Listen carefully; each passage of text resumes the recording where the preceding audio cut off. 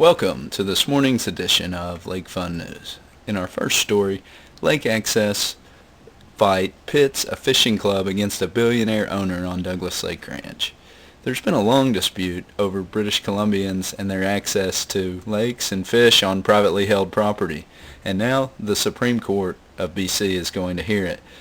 There's a Fish and Game Club member, his name's Rick, and one of the many anglers who fishes Mini Lake, Stony Lake, and others on the Douglas Lake Ranch until the ranch where he fished was abruptly gated in the 1970s. It was built as a fishing resort. Some anglers still walk through the lake to legitimize their claims. He's been fishing this lake for many years. The law always assumed, at least in Western Canada, that navigable waters and streams belong to Canada and the Crown. Complicating the issue of Douglas Lake Ranch's claim is that property rights extend to the original national boundaries, which are now deep, deep underwater. The ranch contends that between the original boundary of the lakes and the new, larger lake edge is the private property, and even though it's submerged, the lake is therefore off limits to the public. So, who will win? Who knows? But the ranch is owned by American multi-billionaire Stan Kroenke, who also owns the Denver Nuggets of the NBA, the Los Angeles Rams of the NFL, and the Colorado Avalanche of the NHL, among other sports enterprises. His lawyer declined to comment for publication. We'll keep an eye on this for you. Hopefully everybody gets the access they need to the lake. In other story, Flathead Lake has been drawn down. It plummeted more than 3 feet in the last month. The surface area of Flathead finally reached its typical elevation for this time of year. They drew the lake down 3.3 feet during the month of December after recording record rainfalls. Dam operators at the south end of Flathead Lake seasonally draw down water levels, typically keeping the surface below full pool. By the end of November, stream flows north of the lake remained about 200% of the norm as rivers and streams stayed swollen following northwest Montana's historic rainfall in October. Though in agreement with the U.S. Army Corps of Engineers, dam operators historically continued dropping lake levels until midway through spring before raising to full elevation to full pool by June 15th for the summer boating season. Next up, we've got flooding around Lake Tahoe in northern Nevada. Rain continues to fall on the Lake Tahoe Basin in the Truckee region, where a flood watch is in effect until 4 a.m. Monday. Flooding's been reported in areas of Truckee as well as South Lake Tahoe, and it's worse in the Reno area. At 7:30, Interstate 80 was closed in both directions between Truckee and Donner Summit. According to the National Weather Service in Reno, 6 to 12 inches of rain could fall around Lake Tahoe through the duration of the storm, which rolled into the area Saturday morning. The rain could turn into snow in higher elevations. Keep up to date on lakefun.com, and we'll let you know about the flooding.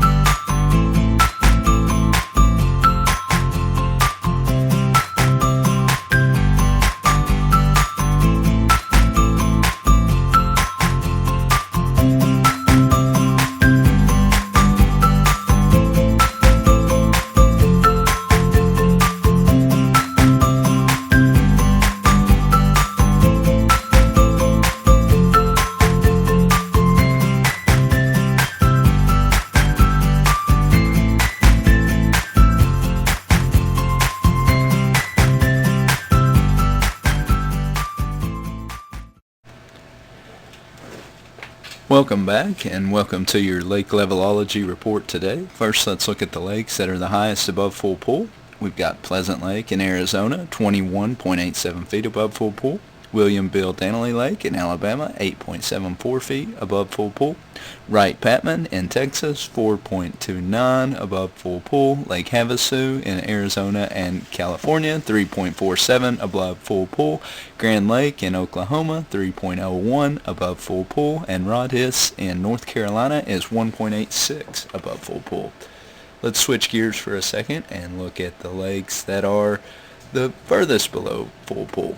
We've got Glenville Lake in North Carolina, Mountain Island in North Carolina, Greenwood in South Carolina, Cheatham in Tennessee, Mead Lake in Arizona, Hudson Lake in Oklahoma, Detroit Lake in Oregon, and McKenzie Lake in Texas. Then we're going to look at the lakes that are predicted to rise the most today. We've got Andrews Lake in Alabama, expected to rise approximately 1.9 feet. Natural Dam Salt in Texas, expected to rise approximately 2 feet. Sandidla in North Carolina, 1.9 feet raised for the day. Murray Lake in South Carolina will go up approximately 2 feet. So will Watts Bar in Tennessee and Tawakonee in Texas. Then we're going to look at the lakes that are going to drop the most for the day. We are looking at Detroit Lake in Oregon, should drop about 2 feet. Cumberland Lake in Kentucky, drop approximately 2 feet. Choke Canyon in Texas will have about a 2-foot drop. Allatoona in Georgia, similar drop. And Table Rock in Missouri, along with Texana in Texas.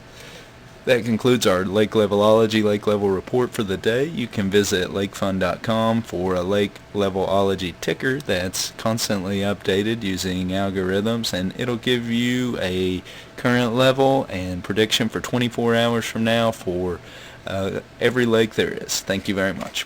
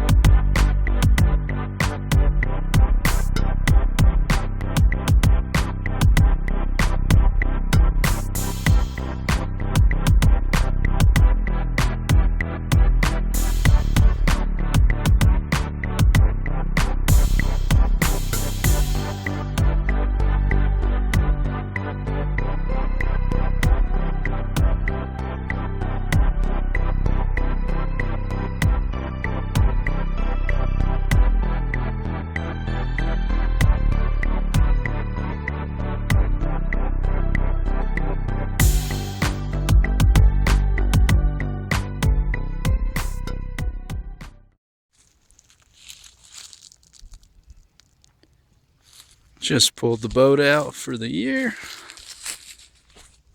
Getting ready to take the cover off, do a little spring cleaning.